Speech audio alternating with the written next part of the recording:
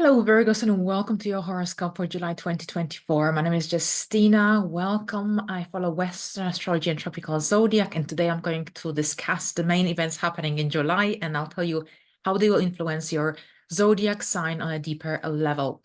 All right, so it's ended June with Saturn stationing retrograde in Pisces in your seventh house. I think there has been probably a lot going on in your area of one-to-one connections, one-to-one relationships, contracts, agreements in the last year or so since Saturn entered Pisces. Now, so here that was in the at the end of June. Now, what happens here? Because I was going to I got carried away now, and I was going to talk about Saturn. But hold on, it's July. It's Neptune I want to talk about. Neptune, even though I think the influence of Neptune is felt more strongly on a collective level rather than individual. However, here I'm sure some people are curious how it can possibly influence your life. So here your relationships are yet again highlighted. We've got that energetic degree of Pisces, the 29th degree, which has been so here highlighted this year. It's a now or never feeling. We are almost in Aries area, but still at the very end of Pisces. And it's such a late degree, even the minutes are so close to the Aries angle. However, here the retrograde begins on the 2nd of July. It will last until December the 7th. So this is generally a very introspective energy, prompting you to reevaluate your connections in your life, your relationships, your contracts.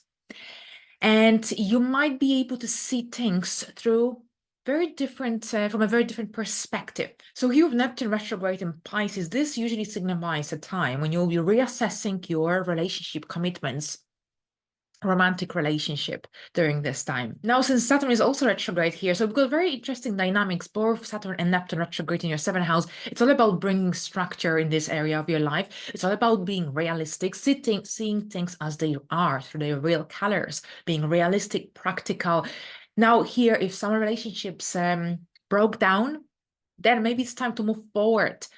If you think that these individuals don't fit into your reality, or perhaps if you want to reach out and perhaps fix whatever was broken, then this is your chance. This is your opportunity for starting a brand new chapter and make things right. Here with Neptune influence and Pisces combination, I think this is also connected to boundaries. If you struggle with setting clear, healthy boundaries with other people, then this retrograde will remind you of that. But you've got Saturn here, so you can definitely establish boundaries and structures. So I think there's a lot of work to be done in the upcoming months in the area of one-to-one connections, relationships. But at the same time, remember, we've got an eclipse coming up in September in Pisces. Then the nodes will shift here as well. The North Node in your into your seventh house. So lots of changes in these dynamics. There will be new people coming into your life. So take these retrogrades to look closely and deeply into your current relationship dynamics, but also think about your approach to love, commitments. This is your chance to reinvent yourself in this area of your life. Now, at the same time, on the 2nd of July, Mercury will move into a Leo, and that's your 12th house. The 12th house is connected to that introspective energy, connected to withdrawal and perhaps contemplation. Very often with Mercury in the 12th house, we are in our head, a lot in our head. We become daydreamers, and it's easier to talk with ourselves in our mind than maybe to express our ideas and our thoughts. So you might find yourself contemplating, reassessing your life, your goals, your achievements. It's a great time for journaling because you might not feel like telling others about your problems, your issues. You might find that people come to you and share their dilemmas with you, but you might find it easier to perhaps either keep it inside you or perhaps to write things down in your journal. A great time for manifesting, for generally for learning about yourself, self-discovery, self-exploration. And overall here, I think it's a good time for writing book stories if you enjoy writing as well. Now here, this retrograde will last throughout the whole of the month. And Mercury will come back here in August because it will be retrograde. Initially in Virgo, it will move back into Leo in August. But here on the 5th of July, we've got a Cancer new moon. And this new moon is happening in your 11th house of friendships, groups, communities, your long-term goals, hopes, plans for the future. A new moon is about new beginnings, a fresh beginning, a fresh start. What are you initiating in this area of life? What are you trying to manifest? What are you trying to achieve? So this is your chance for planting these seeds in order to reach your goals, your objectives. So perhaps you're joining a new community, perhaps you're going to participate in an event, in a local event, or perhaps this is about a social outing, or you're creating a vision map, you're setting new goals, objectives for the future. Whatever it is, this is a chance for you to generally spread your wings. At the same time, it's a really good time for socializing, for going to social events, workshops, and so on, because you might actually meet a new or make a new friend. Now here on the 11th, we've got Venus moving into Leo, and that's your 12th house joining Mercury. Venus in Leo is really, really fun, bold, courageous, playful. However, in the 12th house, it absorbs the energies of the 12th house. And here, this means that perhaps you'll be more secretive about your love life, about your relationships, and you might be contemplating or perhaps idealizing a certain connection in your life. Now, here, if you start a new relationship throughout the duration of this transit, this is likely to be a relationship that you might want to keep private, at least in the initial phase. Venus in the 12th house can be very secretive, mysterious as well. When it comes to matters related to love, affairs, romance, it's a great time for writing about love and romance if you enjoy these sort of things. If you're thinking about writing your own book, then this would be a good time for writing, for brainstorming. And it's also a great time for sharing your love, your energy with others, perhaps through volunteering, through contributing your time or energy into helping others, perhaps through some charity work. Now, on the 15th, we've got Mars and Uranus conjunction at around 25, 26 degrees of Taurus. So that's on the 15th. And this is activating your 9th house. So the 9th house deals with foreign travel, foreign people, our life path, our life direction. So here with this vibrant conjunction, which is nothing majorly unusual because it happens every 2 years, what unusual is about this conjunction is that this is the final conjunction in between Mars and Uranus, which reoccurs pretty much every 2 years in the sign of stable Taurus. Next time it will be in the sign of Gemini. So here we've got Mars and Uranus conjunction.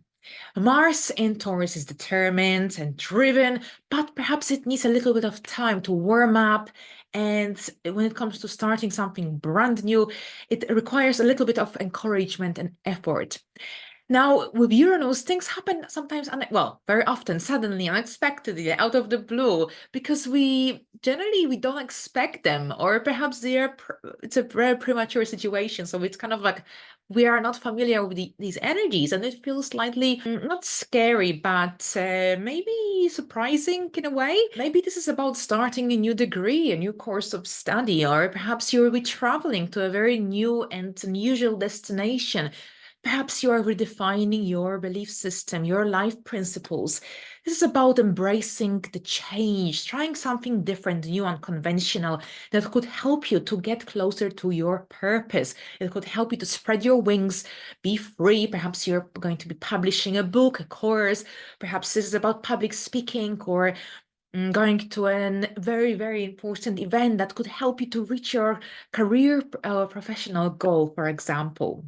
So I think this is a very expansive energy potentially connected to you moving forward or moving up in your career professional ladder, for example. Now on the 20th, Mars will move into Gemini, and that's your 10th house. So with Mars in the 10th house, very often Generally, there is so much going on in the career area, so many deadlines, so many workshops or meetings and calls and Zoom calls.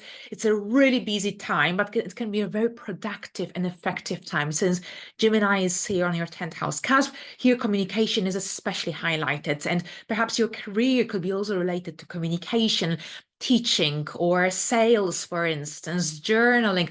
This is really emphasized. You get this massive boost of energy. Something to watch out for is perhaps thinking before speaking, because with Mars, you might be very impatient. Sometimes you might be ahead of yourself. And just to be mindful, perhaps, especially when it comes to some dynamic exchange of ideas in between yourself and your superior, for example. But other than that, you can really get to the point. Self-expression is emphasized. Perhaps this could be about interviews, meetings, and overall, you've got this massive courage and ability to communicate assertively, authentically, confidently as well. With Mars in your 10th house, you take a very assertive approach to follow your goals, to follow your objectives.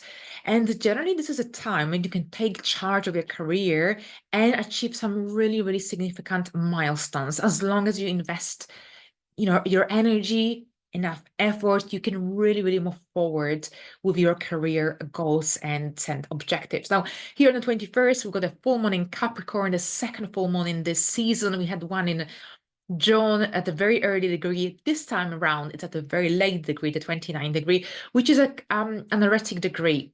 So with that anaretic degree, the 29th degree of Capricorn, you might have this now or never feeling.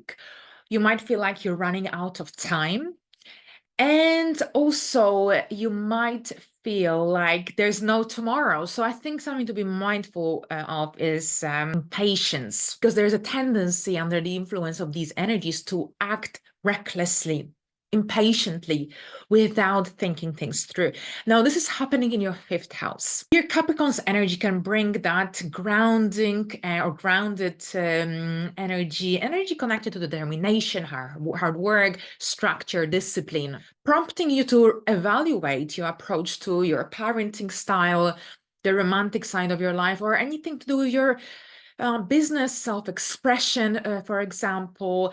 Maybe this is connected to your children as well, since this is the area of children or conception, family planning, or the romantic side of your life. So these sort of themes are very much highlighted here.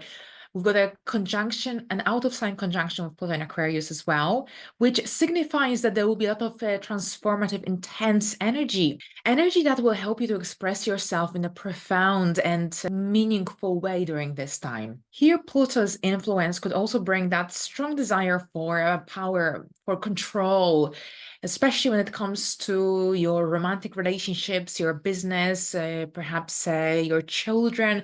So it's really essential to watch out for any kind of tendencies that perhaps could bring instability as a result of that really strong, influential energy happening around this time. Oh, on the 25th, Mercury will enter Virgo, your first house. Mercury will only reach the 4th degree of Virgo, then it will be retrograde. Will come back towards the end of August, beginning of September. But here, generally, self-expression becomes much easier when Mercury is in the first house. You just want to share your opinions, share your ideas with others.